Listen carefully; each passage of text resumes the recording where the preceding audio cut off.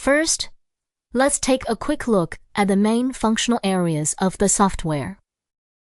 Quick Menu provides commonly used features such as URL import, website grep, settings, and export. Data display area. All collected data will be shown here in real time. Progress panel displays the number of processed items and overall progress. Live status shows the current running status of the software. Now let's walk through the operation steps. Step 1. Import URLs. Click the Import button to load your prepared URL list into the software. Step 2. Start website mining. Click the Scrape Website button.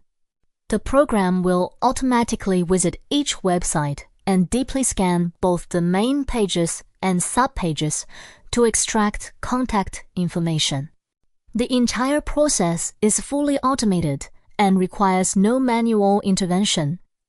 Step 3. Automatic extraction. The software will sequentially access each site and extract the data. Please wait patiently until the progress is complete. Collection speed depends on the number of URLs and your network conditions. Step 4. Export data. After the collection is finished, click the Export button to save the results as an Excel file. Thank you for watching.